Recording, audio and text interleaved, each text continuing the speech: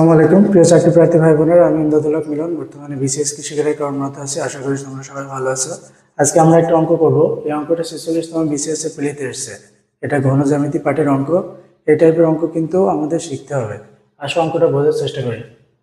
একটি সিলিন্ডারের বৃত্তীয় তলের ব্যাসার্ধ 2 সেন্টিমিটার এবং উচ্চতা 6 সেন্টিমিটার। উহার তলগুলোর মোট ক্ষেত্রফল কত? এই যে তলগুলোর মোট ক্ষেত্রফল, এটার মানে হচ্ছে সমগ্র পৃষ্ঠের ক্ষেত্রফল। সমগ্র পৃষ্ঠের ক্ষেত্রফল। অপশানে দেওয়া আছে 16 পাই, 32 পাই, 36 পাই আর 48 পাই। এটা করার জন্য আমরা ছোট্ট একটা ফর্মুলা শিখে নেব। আগে ফর্মুলাটা শিখে নিই। আমরা জানি সিলিন্ডারের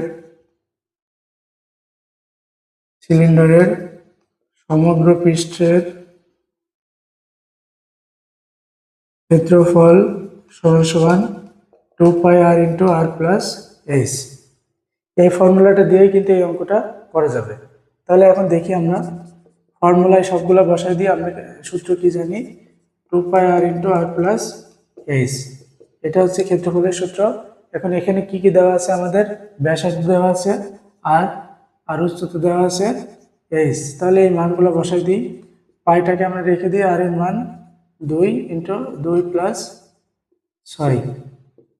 তাহলে কত হচ্ছে, 2 দোকানে 4 পাই আর এখানে 8 পাই। তাহলে 4 8টা 32 পাই। এ খুব সহজ অঙ্ক। শুধুমাত্র একটা ফর্মুলা শিখলেই এই অঙ্কটা